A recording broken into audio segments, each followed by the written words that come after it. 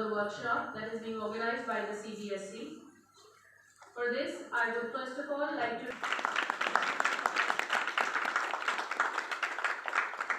on behalf of Dana Public School and the teaching faculty, I welcome you, sir, for this training program.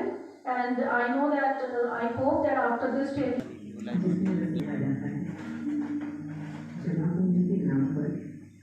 इसमें पैसा भी जमा किया जाता है। अच्छे वक्त का कुछ हिस्सा इसमें छुपाया जाता है। सवाल आचार्य ने लिखा है, पर हम सबको खुद से ही पूछना है। क्या पैसे को बढ़ने में रास्ते कभी बढ़ाया जाता है?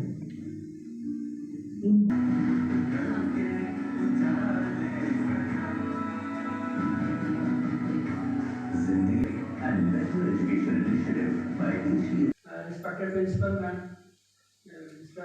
Thakur from SDFC, Mutual Fund, teachers coming to attend this program.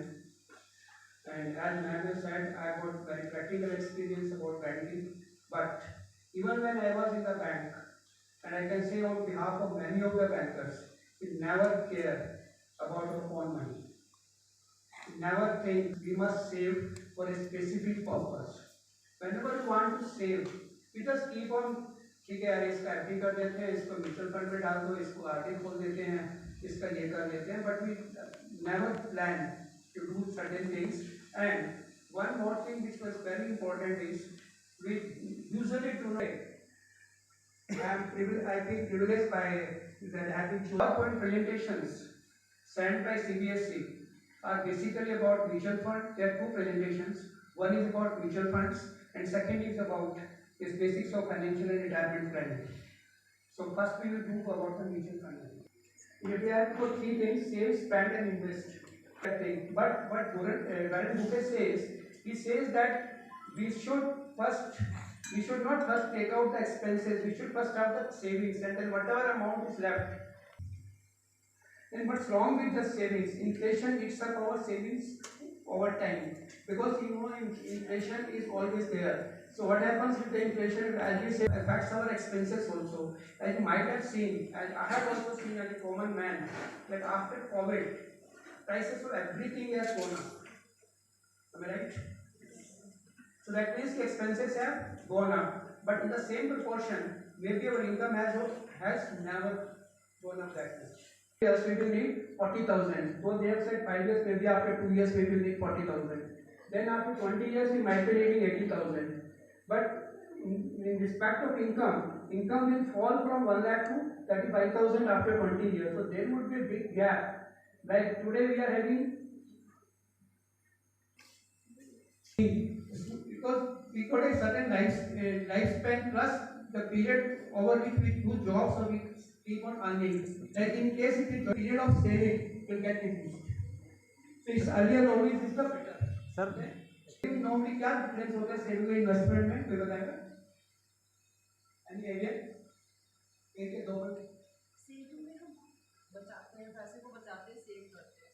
Investment में हमारा पैसा सेव होने के साथ बढ़ता जाता है. ओके, और कुछ शॉर्ट टर्म के लिए रहता है, जिसमें कि हम सोचते हैं कि सेविंग बैंक अकाउंट खोलते हैं, एफडी बनाए कुछ टाइम के लिए. इन्वेस्टमेंट जो हमारा होता है mainly for a longer period of time, और उसके अंदर हम कोशिश ये करते हैं कि डिफरेंट एसेट क्लासेज जो कि आगे बताएंगे, जिसमें कि हम लोग सेव करें ताकि हमारे पैसे जो है वो मल्टीप्लाई हो जाए. Otherwise also if this thing is very relevant, कि never depend on single income, make investment to create a second source of income.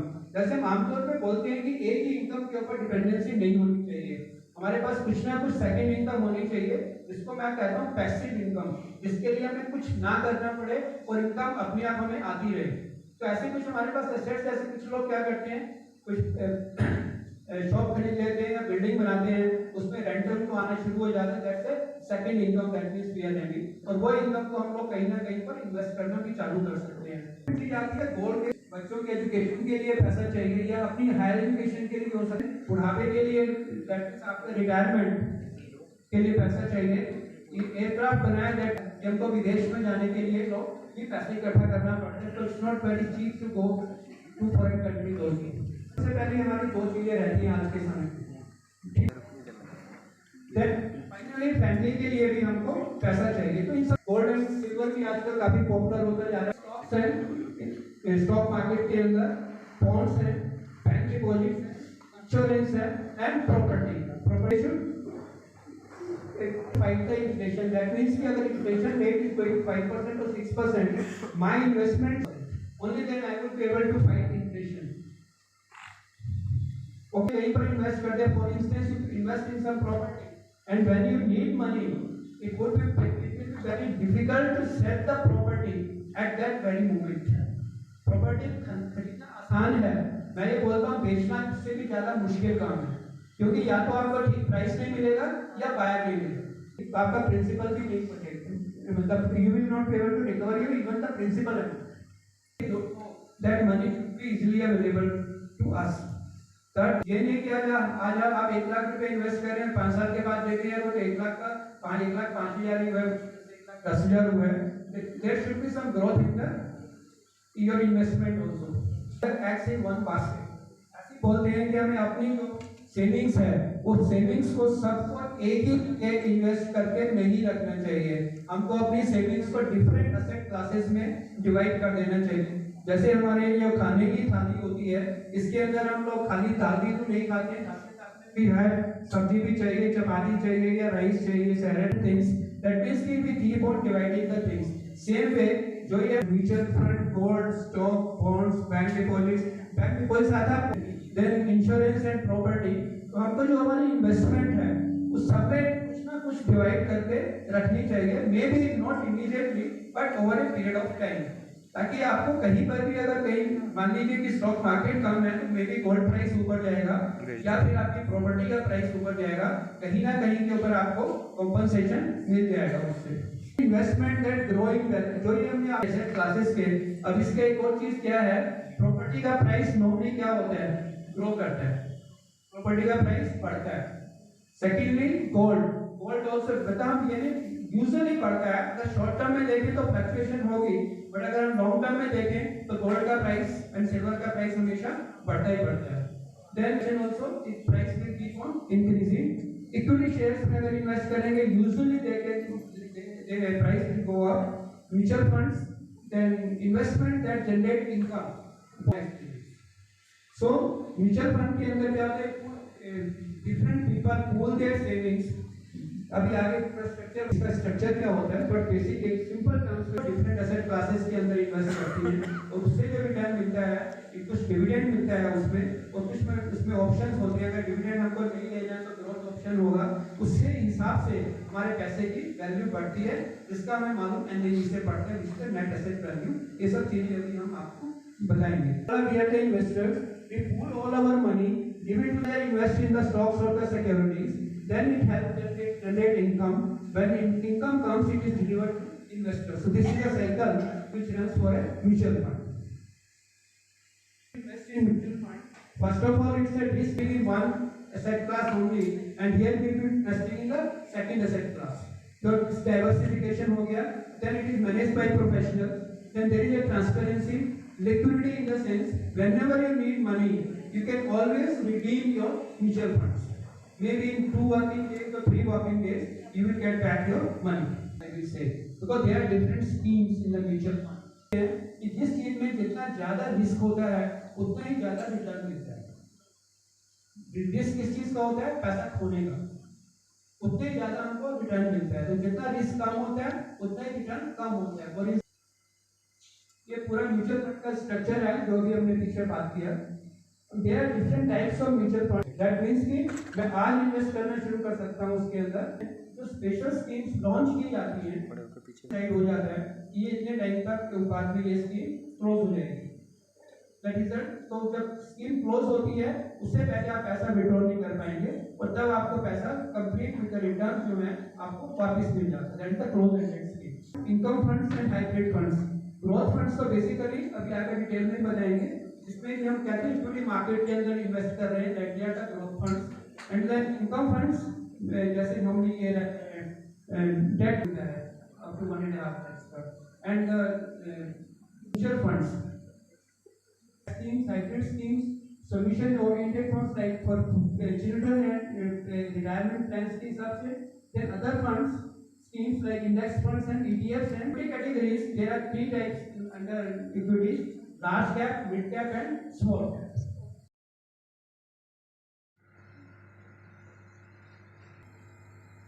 When if you invest in the equities and equity related instruments of companies. Equities का क्या मतलब होगा? Share capital के अंदर invest होगा equities में। Share equity share for instance जो trading करते हैं, एक वो होते हैं जो इन्वेस्ट करते हैं। ट्रेडिंग करने वाले रोज के रोज एक दिन में आज खरीदा कल बेचा, या सेम डे होता है इंट्राडे ऑल्सो, कि आज सुबह खरीदा दोपहर को बेचते, दोपहर में खरीदा शाम को बेचते, दैट इज कॉल्ड इंट्राडे और लॉन्ग टर्म। एक तो ट्रेडर होते हैं, एक होते हैं इन्वेस्टर। तो ट्रेडर को तो लॉस भी होगा प्रॉफिट भी होगा, बट इन्वेस्टर हैं normally they remain invested in the share market for a longer period of time. Longer period के लिए चाहिए। और नंबर 2 इसमें क्या है कि higher risk capital in the sense कि कल को अगर प्राइस गिर गया काफी ज्यादा तो आपको उसके लिए भी यानी लॉस आपको होगा, लॉस के लिए भी तैयार होना चाहिए। शेयर मार्केट के अंदर प्रॉफिट और लॉस ये दोनों साथ साथ चलते हैं, करने के लिए भी हिम्मत चाहिए। अगर आपको नुकसान हो रहा है ये नहीं कि आप सोचोगे कि मेरे को बहुत लॉस हो गया, मगर प्रॉफिट को हम भूल जाते हैं कि हमें प्रॉफिट भी हो रहा है, क्योंकि आज हो गया उनके मार्केट कैपिटलाइजेशन के हिसाब से डिसाइड होता है कि किस कंपनी के शेयर्स का। उसके then equity funds, then dividend equity funds, value fund, corporate funds, focus funds, then sectoral funds and ELSS. ELSS जैसे पहले ही बोला मैंने, equity linked savings. There are different type of equity funds. Investment of 2.5 lakhs is permissible under section 80 of the new regime of income tax. Then invest predominantly in equity, shortest locking period 3 years as compared to other tax saving instruments. बाकी normally tax saving instruments के अंदर जो period होता है वो 5 years के आसपास का रहता है।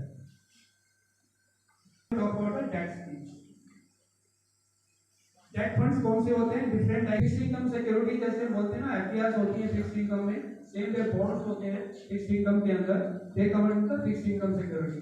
AIIMS to earn interest income and capital appreciation. Then because normally bonds जो होते हैं वो डिस्काउंटेड वैल्यू के ऊपर इशू किए जाते हैं, इसमें कि मैच्योरिटी के ऊपर फेस वैल्यू मिलती है। आज की डेट में अगर मान लीजिए ₹100 का फेस वैल्यू है, हो सकता है वो 90, 92 या 93 रुपीज के ऊपर हो, तो दैट मीन्स कि आपको एप्रिसिएशन भी होगा अगर आप परचेज कर रहे हैं आज, प्लस बीच में इनकम भी हो सकती है। उसने इंट्रोड्यूस किया था भारत सरकार ने, मतलब tax as a tax saving के हिसाब से। उसमें क्या है, एक ऑप्शन है कि हम शेयर मार्केट के अंदर इक्विटीज के अंदर इन्वेस्ट करते हैं।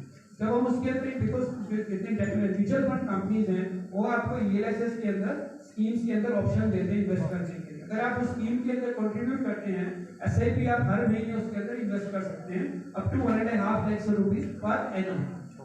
इसमें आप 2000 3000 का भी SIP जो है वो खोल सकते हैं। तो 1 साल के अंदर आपका SIP हर महीने ELSS के अंदर जाएगा, और 3 साल के बाद में तो फिक्स प्लस ग्रोथ इन दोनों का मिला के that is called the hybrid funds. It's a ideal for those investors who are looking for a mixture of safety, income and modest capital appreciation. उन लोगों के लिए अच्छी, क्योंकि इसके अंदर इनकम भी है और कैपिटल इंडेक्सेस लाइक BSE के अंदर 30 कंपनीज इंक्लूडेड है, NSE के अंदर 50 कंपनीज इंक्लूडेड है, जिसकी की वैल्यू के बेसिस के ऊपर ये हमारे इंडेक्स जो है वो इनके प्राइस मूवमेंट से इंडेक्स जो है वो डिसाइड होता है। तो उस जो ये इंडेक्स फंड्स हैं, म्यूचुअल फंड कंपनीज उन कंपनीज के अंदर इन्वेस्ट करती है जो इंडेक्स का पार्ट होती है। तो दैट मींस कि अगर वो इंडेक्स जैसे मूव करता है, इसमें जो रिटर्न्स होते हैं वो भी उसी प्रोपोर्शन में, मोर और लेस उसी प्रोपोर्शन में मूव करते हैं। Funds and exchange traded funds ये भी सिमिलर है हिसाब से, जिसमें they tracks an index, commodity, bonds और basket of assets like an index fund होगी, उसके हिसाब से ये एक एक्सचेंज ट्रेडेड फंड्स भी।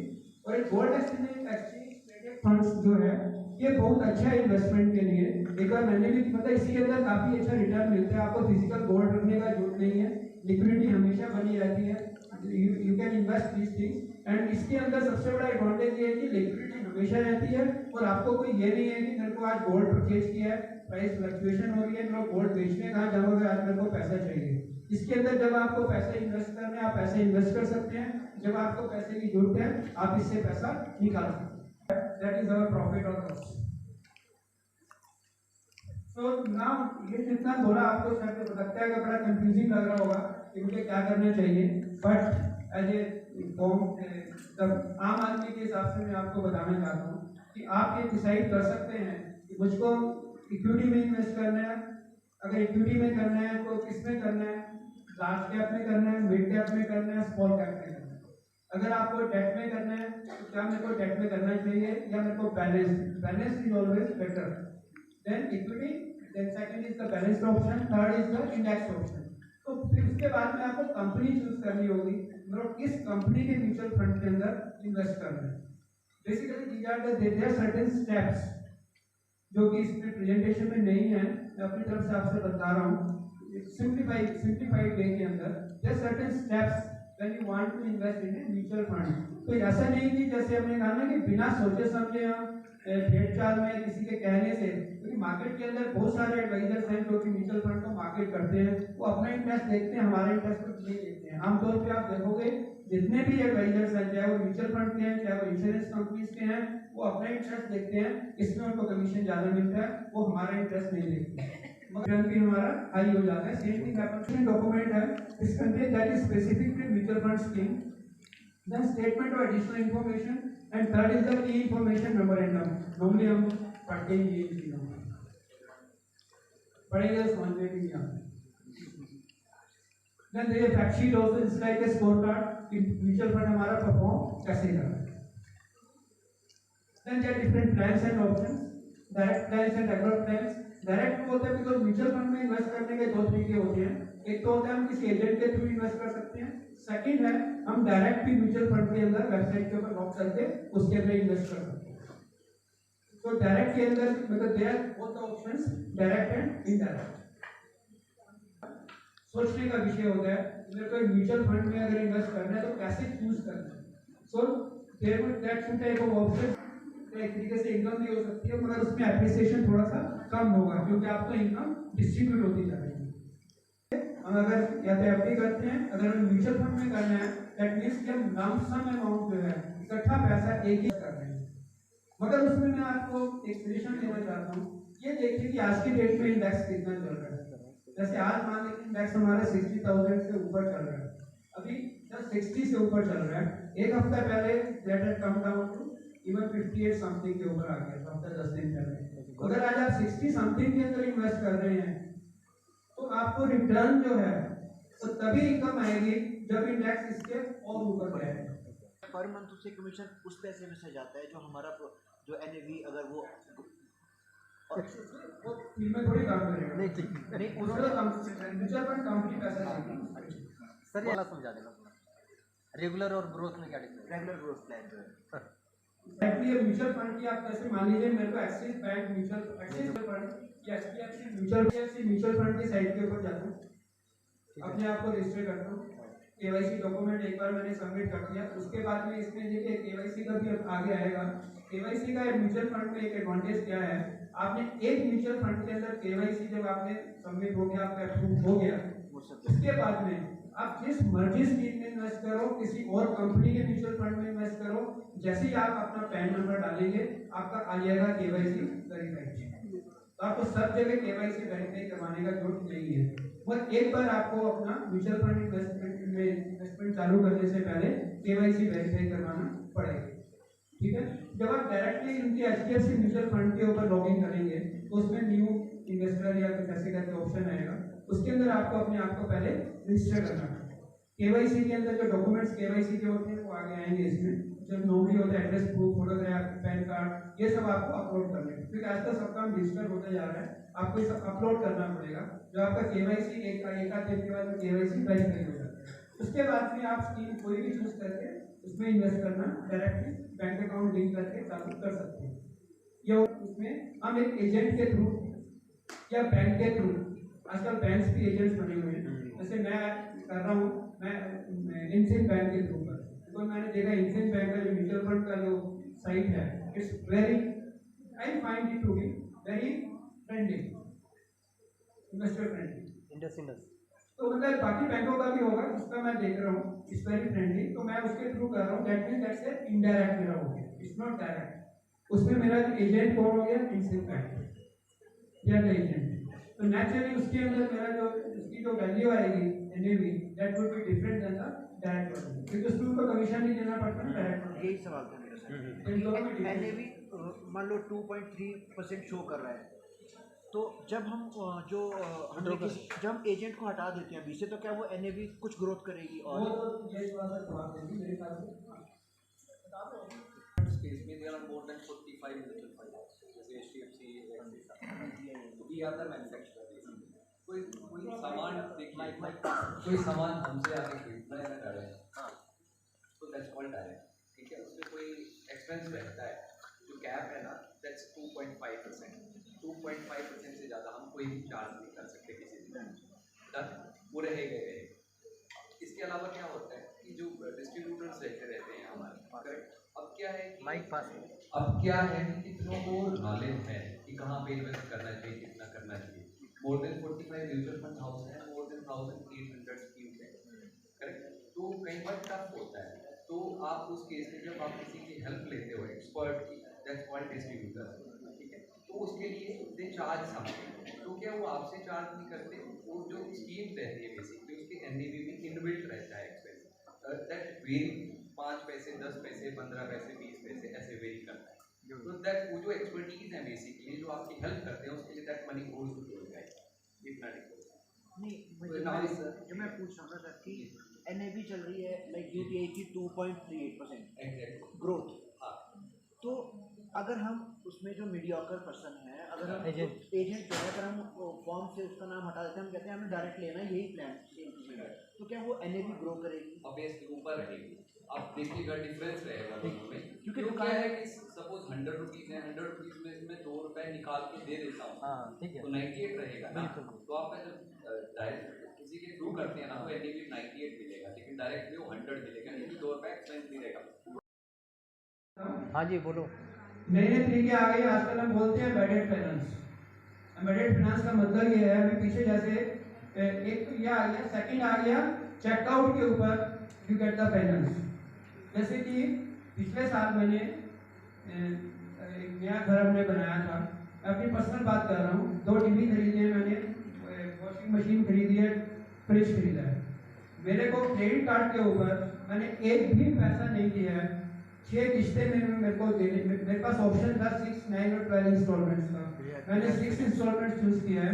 कैशबैक अलग से मिला है, डीलर में मुझे कहीं जाने की जरूरत नहीं पड़ी है, सिर्फ उसने मेरा क्रेडिट कार्ड स्वाइप किया है, उसको ओटीपी आया है, मैंने ओटीपी उसको बताया है और मेरे को फाइनेंसिंग मिल गई, जिसको वो नो कॉस्ट फाइनेंसिंग बोलते हैं, जिसमें मुझे कुछ इंटरेस्ट नहीं देना है, ओनली सम एक्सपेंसेस, जो कि मैं कह सकता हूँ कि 50,000 के ऊपर मैक्सिमम आई का 1.5 से 2,000 रुपये का total over period of 6 months. एक तो ये हो गया।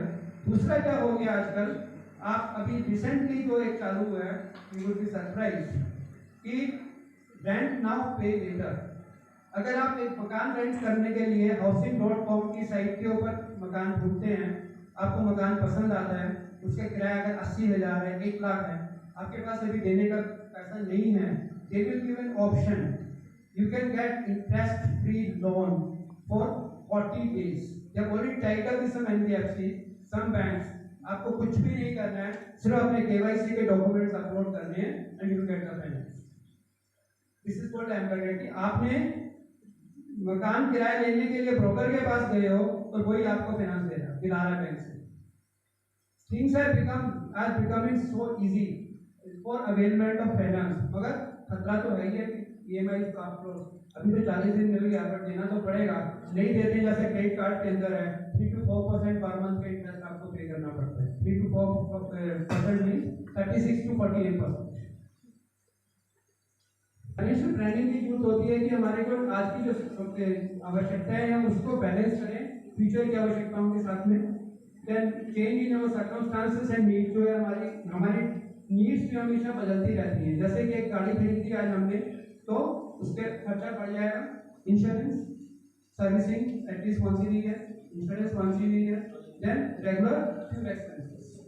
और जब गाड़ी खरीदेंगे तो खाली रहता नहीं, घर के अंदर गाड़ी रखेंगे, कहीं घूमने उमने जाएंगे, उसका भी खर्चा। We have to plan like that. एक अच्छे से एक्सप्लेन करता हूँ फंडामेंटल। ऐसा बोलते हैं कि बैंक्स के अंदर डिपॉजिट जो है हमारा, बट एक डिपॉजिट सिर्फ एक बैंक के अंदर 5 लाख रुपए तक का आपका सेफ है, इसके ऊपर नहीं। कल को अगर बैंक में कोई प्रॉब्लम हो जाती है, जैसे पीछे पीएनसी बैंक मुंबई के अंदर हुई थी, या कोऑपरेटिव बैंक में आमतौर पे होती है, या पीछे येस बैंक के अंदर कुछ प्रॉब्लम हुई थी कि 50,000 के ऊपर आप विड्रॉ नहीं कर सकते, उस टाइम के ऊपर ये डीएनसीसी का बहुत चला था। इसमें मैं आपको ना एक थोड़ा सा, अगर आप बोलो तो मैं 2 मिनट समझाता हूँ। Okay,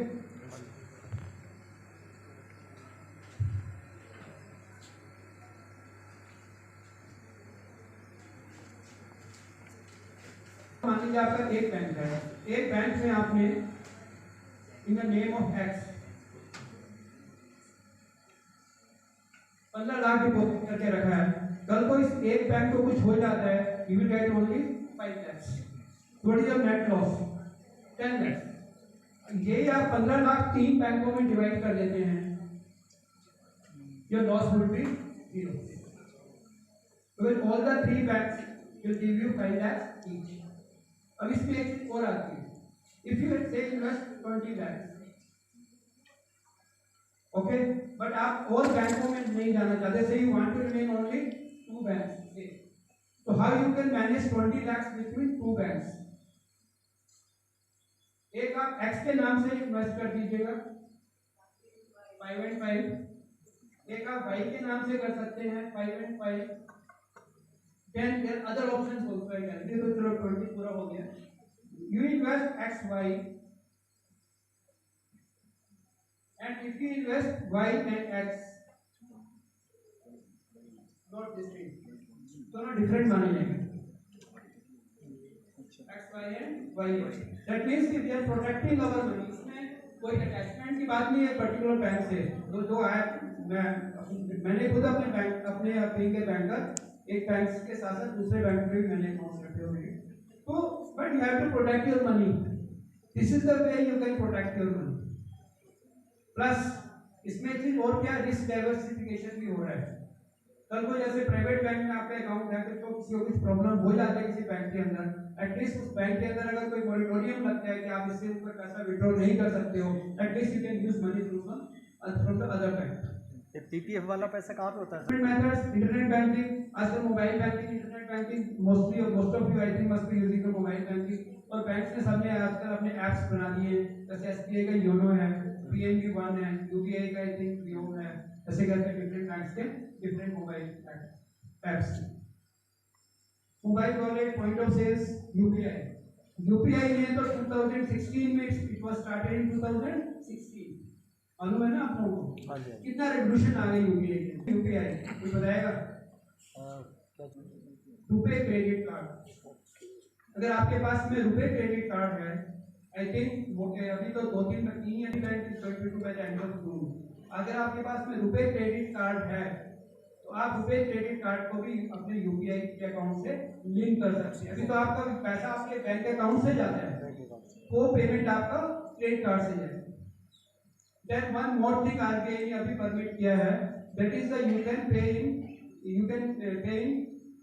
EMIs also। ICICI Bank has already started this। आप यूपीआई के ऊपर जब पेमेंट करने जाते हैं, आपको ऑप्शन आ जाएगा you want 3 or 6 months or 9 months का option in EMIs। So that thing is also maybe I think you will find after 3 months or so that will also become possible। एक चीज और आपको मालूम है कि रिजर्व बैंक ने ई रूपी डिजिटल करेंसी चालू की है, मालूम है?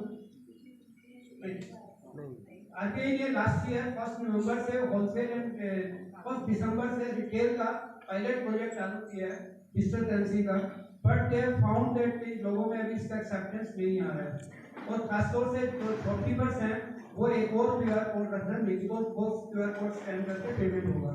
तो आरबीआई ने अभी ये प्लान किया है कि UPI will also give an option for digital currency also। Maybe that you will find it after say within a year also, थोड़ा सा टाइम लगेगा इसको। That means मैं ये कहना चाह रहा हूँ कि यूपीआई प्लस अभी यूपीआई का ये भी आ रहा है कि जो फॉरेन कंट्रीज के अंदर उनकी जो टाइप्स हो रहे हैं, that is the foreign currency also you will be able to, a foreign country you would be able to transfer the money also। Then provides a digital record of transaction, सब देख सकते हैं हमने किस किस को कब कब कौन सा पेमेंट किया है, बैंक में जाने का जरूरत नहीं है, बैंक स्टेटमेंट लेने का जरूरत नहीं है। Then give the one stop solution for any type of payment. पहले तो हम जब बैंक से किसी को पेमेंट करते थे पे ही ऐड करेंगे, कोई 40-30 मिनट देता है, कोई 2 घंटे देता है, कोई 4 घंटे का टाइम देता है, इससे पहले आप पैसा ट्रांसफर नहीं कर सकते हैं यूपीआई के अंदर साथ के साथ। सब कुछ अगर हमारे साथ में चल रहा है तो there must be some dos and don'ts and risk frauds. Password हो गया मोबाइल एंड कंप्यूटर, देखिए अपने मोबाइल का और लैपटॉप हो गया, जब पैड है आपके पास में या टैबलेट है, उसके ऊपर आप स्क्रीन लॉक जरूर लगा के रखिए। स्क्रीन लॉक लगाना बहुत जरूरी है। देन नॉर्मली क्या करते हैं फोन के ऊपर कहीं ना कहीं, ऐसा नहीं है कि हम अपनी तरफ से अपने आप को बहुत होशियार समझते हैं, किसी को पता नहीं चलेगा, कई बार खुद को भी नहीं मालूम पड़ता है, वो भूल जाते हैं कहाँ से किया था। It's better to write it somewhere in the house. Fake website जो हम फ्रॉड्स की बात करते हैं, फेक वेबसाइट की है, ये बहुत कॉमन होती जा रही है। तो वी शुड नो कि हमारे बैंक की वेबसाइट दिखती कैसी है, बैंक के एग्जैक्ट स्पेलिंग्स कैसी है, खाली स्पेलिंग्स ही नहीं होती है, जो उसका अल्फाबेट है वो कैसा है, because a can be written in 2 ways।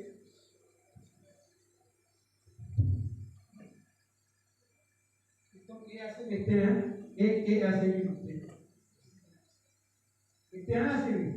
तो हमें ये देखना चाहिए कि मेरे जो बैंक है वो कौन सा ए यूज कर रहा है। एक एग्जांपल दिया मैंने आपको, with this you can find the fake, whether it is fake और नॉट। देन HTTPS हम बोलते हैं कि एस होना चाहिए HTTP के साथ में, और आजकल तो साथ में ग्रीन कलर या ब्लू कलर भी आता है के ऊपर, that means this is a secure site. So we should always be careful about the fake websites. Then internet banking, जब आप काम लॉग आउट करके उसको ब्राउजर को जरूर बंद कीजिएगा, बंद करना जरूरी है। देन अगर आपको कोई अनऑथराइज्ड ट्रांजैक्शन लगती है तो बैंक को इमीडिएट आपके पास से बैंक का हेल्पलाइन नंबर होना बहुत जरूरी है, वो जरूर फोन पे सेव करके रखें। जो है ये इसमें ये दिखाया गया है कि हमारे को लाइफ इंश्योरेंस का कवरेज कितना चाहिए। जैसे कि मान लीजिए कि कोई आज हमारी जो इनकम है 5 लाख है, तो मेरे को कितना मेरा लाइफ इंश्योरेंस होना, 5 लाख पर एनम, तो मुझे कितना लाइफ इंश्योरेंस का जरूरत है। कल को अगर मेरे साथ कुछ हो जाता है तो मेरी फैमिली को कितना पैसा चाहिए कि ताकि वो अपने आप को सपोर्ट कर सके। इन्होंने इसको पूरा कैलकुलेशन दिया है कि minimum 10 times of the annual income जो है 50 लाख, जो मेरे लोन्स हैं लोन्स भी पेड ऑफ, नहीं तो 50 लाख में से अगर 30 लाख के लोन है तो फैमिली को कुछ भी नहीं बैठेगा।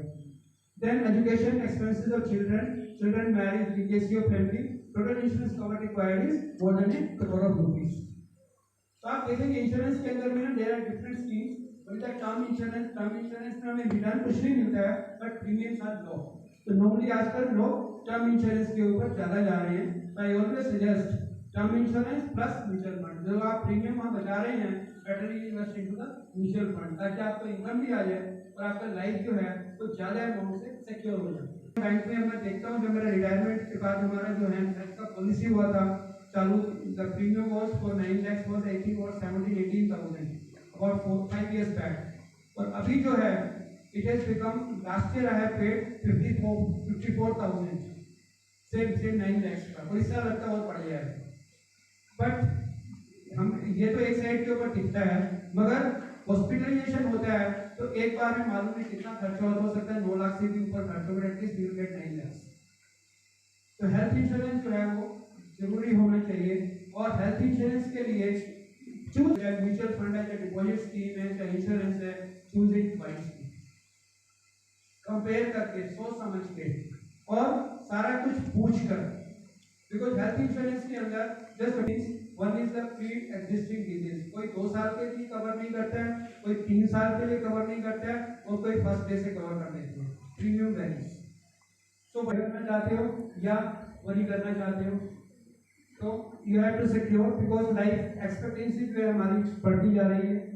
जैसे पहले यूएन प्रोजेक्शंस के हिसाब से आपको शायद नजर नहीं आ रहा होगा, अगर it was 70 I think, now it has gone up to 74.9 or 75। जैसे आप भी अपने आसपास देखते होंगे 75, 80, 85, इट इज नॉर्मल होती जा रही है। सो दैट मींस कि अगर 60 इयर्स में हमारा रिटायरमेंट होता है, if you have to live say 80 years भी लगाओ तो 20 साल के लिए हमको पैसा चाहिए बाद में। बहुत बढ़ती जा रही है, उसके लिए पैसा चाहिए।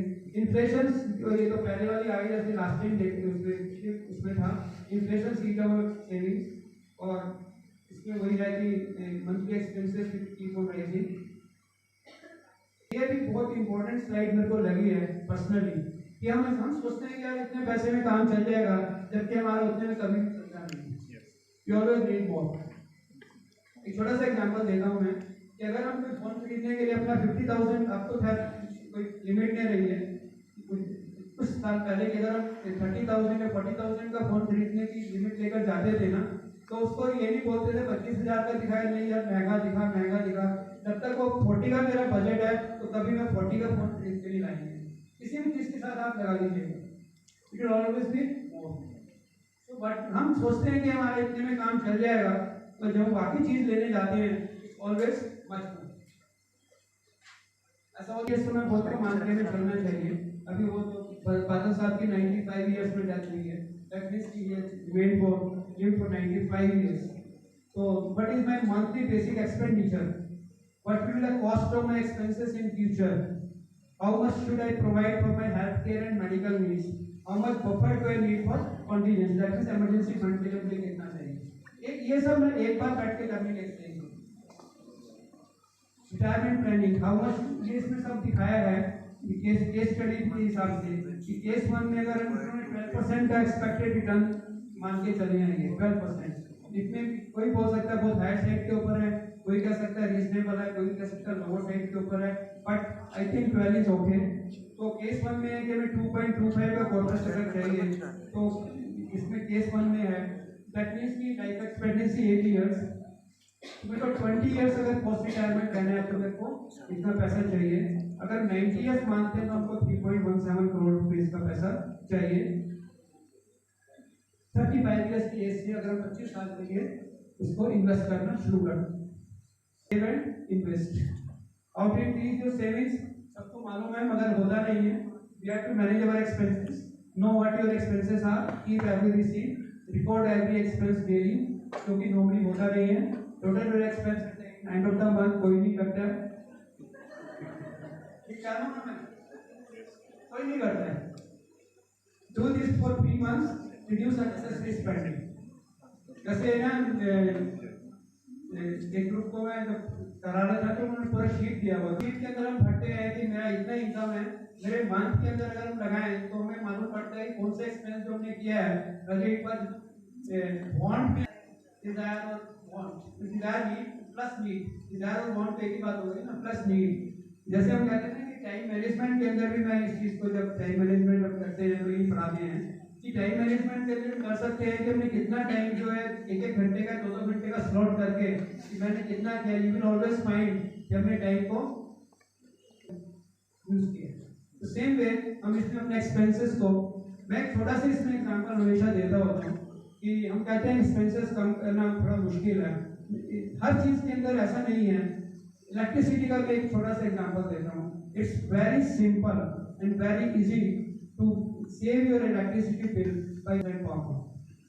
कैसे? आप अनवांटेड लाइट्स को बंद कर दो, और आजकल तो मोशन सेंसर्स की लाइट्स आ गई हैं, एटलीस्ट बाथरूम्स में, कॉरिडोर्स में you can put the motion sensors lights. एक बार का खर्च है 450-500 रुपए का एक बार आता है, बट जितना आप इलेक्ट्रिसिटी उससे सेव करेंगे, it's a very simple formula I am telling you. Same way you can find out कि आप कहाँ पे कुछ बचा सकते हैं। अगर आप इलेक्ट्रिसिटी में ये करते हैं तो 11 महीने के दिन में 12 महीने की इलेक्ट्रिसिटी यूज करते हैं नेचुरली। नो ये ऑप्शंस, कोई जैसे अभी बताया था आपको, bank deposit, national pension scheme, company fixed deposit, government saving, ये इन्होंने कंपेयर किया है कि रिटर्न्स कैसे कैसे मिलते हैं। इक्विटी में वही है, टाइम, एक्सपर्टीज एंड कॉन्स्टेंट। जैसे मैंने कहा ना कि it's not a part time job, it's a full time job. Then NPS आजकल बहुत चला हुआ है, नेशनल पेंशन स्कीम, ये भी एक ऑप्शन अच्छा है पैसे इन्वेस्ट करने के लिए। देन टैक्स पेयर जो होंगे, इनकम टैक्स पेयर के अगर एलिजिबल फॉर अटल पेंशन होगी, वैसे भी इसमें मैक्सिमम इज द 5,000 पाउंड जो पेंशन मिलेगा। That's the best thing I always. जैसे बैंक में हम कहते हैं रेकरिंग डिपॉजिट, म्यूचुअल फंड में वी कॉल इट एसआईपी, इसी अगेन इम्पोर्टेंट, इसको कहते हैं फाइनेंशियल प्रॉप। कि फाइनेंशियल फ्रॉड जो है ना, ये ज़्यादा बाहर वालों की वजह से हो रही है, हमारी वजह से हो रही है, हमारी वजह से। इसके अंदर दो चीज़ें बड़ी इंपॉर्टेंट हैं।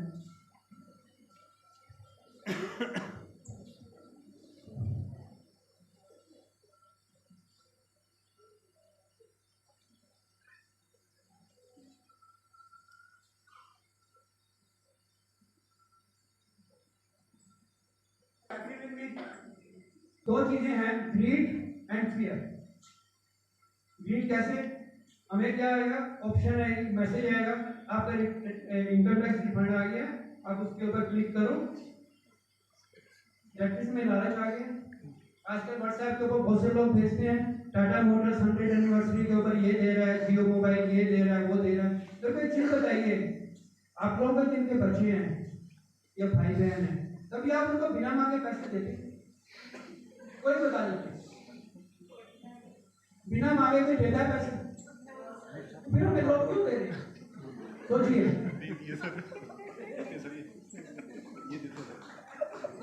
नहीं, लोग हमें क्यों दे रहे हैं? That is the fault. Greed. Second is the fear. Fear क्या बोलते हैं? आपका क्रेडिट कार्ड ब्लॉक हो जाएगा, आपका अकाउंट इनऑपरेटिव हो जाएगा। ये बोलते हैं ना, कार्ड डिटेल शेयर करो, केवाईसी अपडेट करो, अदरवाइज ये हो जाएगा, वो हो जाएगा। दैट मींस हमारे माइंड में क्या क्रिएट कर रहे हैं? Fear. We call it the social engineering. और आजकल अभी उसका वो एक्सीडेंट का उसने बोला कि कॉल किया था। दैट मींस कि हमारे माइंड में क्या हुआ? स्केयर, कि मेरे बच्चे को कुछ हो गया एंड मैं सब कुछ शेयर करने के लिए तैयार हो गया। ये तो हो गया सब हमारे इंटरनल, बट इसके अलावा एक्सटर्नल भी होते हैं, जिसमें हम कहते हैं हमारे अकाउंट हैक हो गया। या फिर आजकल एक और चीज जो बड़ी चलती है, जिसमें हमारा कोई कंट्रोल नहीं है, वो है डाटा लीकेज। बैंक से डाटा लीक हो गया, बैंक से डाटा हैक हो गया, उसमें हम कुछ नहीं कर सकते ऑफकोर्स, मगर बाकी चीजों के ऊपर जो भी होता है उसमें हमारी ये दो चीजें जो है ना, ये काम करती है। अगर हम इन दो चीजों से जो भी कुछ यहाँ पे पढ़ेंगे ना, अगर आप देखेंगे हम दो चीजों से अगर अपने आप को बचा के रखें, तो मैं ऐसा तो नहीं, एश्योरेंस तो नहीं देता हूँ, जैसे हम कहते हैं ना, सड़क पे तो चलना पड़ता है, चलते हैं एक्सीडेंट भी होते हैं, मगर हम बच के चलते हैं। सेम वे फाइनेंशियल फ्रॉड से बचने के लिए हमें अपने आप को बचा के रखना चाहिए। जैसे कि उन्होंने बताया कि फिशिंग लिंक्स हैं, फिशिंग कॉल्स हैं, एटीएम कार्ड स्कीमिंग। अब एटीएम कार्ड स्कीमिंग जो है, ये आपको मालूम है किसी को क्या है? यहाँ पे हम अपना कार्ड इंसर्ट करते हैं। अगर आप एटीएम में जाने से, कार्ड इंसर्ट करने से पहले सिर्फ उसको थोड़ा सा हिला के देख लें, अगर उसने कुछ डिवाइस उसके ऊपर लगाया हो तो डिवाइस ही आपके हाथ में आ जाए। It's a very simple thing to do. इधर खड़े होते हैं तो जैसे ही आपका कार्ड जाता है, उनका पूरा डाटा उनके डिवाइस में रिकॉर्ड हो जाता है। It's a very small device. Okay, so we have to be careful about this things, कि हम ये मतलब ऐसे हम बच सकते हैं अपने आप को। छोटी छोटी चीजें हर चीज के अंदर, कि हम कैसे अपने आप को सेव कर सकते हैं। हफ्ते के अंदर ये 3 या 4 न्यूज आइटम्स आए जो लेटेस्ट फ्रॉड चला है। किसी ने पढ़ा होगा यूट्यूब फ्रॉड, जिसको मैसेज आता है आपको कि आपने वर्क फ्रॉम होम करना है, इस लिंक के ऊपर क्लिक कीजिएगा। आप एसएमएस या व्हाट्सएप पे आता है, उसके ऊपर क्लिक करते हैं तो आपको आएगा ऑप्शन, आपने कुछ नहीं करना है, आपको बस दिन में 2 घंटे बैठ के यूट्यूब के वीडियोस को लाइक करना है। लाइक करने के ऊपर एक एक वीडियो के हम आपको इतने पैसे देंगे, आपको पैसे मिलने शुरू हो जाते हैं। और अल्टीमेटली जब आप उनको अपने बैंक डिटेल शेयर करते हैं तो आपके बैंक से पैसा निकल जाता है। तो ये सब चीजें, कोई इसमें क्या हुआ, ग्रीड हुआ ना हमको, या करना तो कुछ भी नहीं है, खाली लाइक के लिए अंगूठे दिखाना है, पैसे मिल जाएंगे। तो ये सब नई नई चीजें जो आ रही है, we have to be careful. कोई दिन मेरे को लगता नहीं है ऐसा जाता है जो न्यूज़पेपर में ये नहीं पढ़ता हूँ मैं कि उसके साथ में इतने का फ्रॉड हुआ, उसके साथ में इतने का फ्रॉड हुआ। इसके लिए भी anyone don't fall prey to freebies या हैवी डिस्काउंट्स, ये भी हमें को केयरफुल रहना चाहिए। और मैं एक चीज और बोलता हूँ कि कई बार हमारे साथ में ऐसा होता है कि हम अपने क्रेडिट कार्ड या डेबिट कार्ड का पिन शेयर करना पड़ जाता है। तो कोशिश करो, अगर शेयर करना पड़ता है इमरजेंसी के अंदर, at the next opportunity you change. Regular investing through SIP, then protect your life health insurance. इसके ना फाइनेंशियल प्लानिंग के अंदर आता है your deposits, your emergency fund, your insurance and your pension. ये चार चीज आती है बेसिकली. Thank you.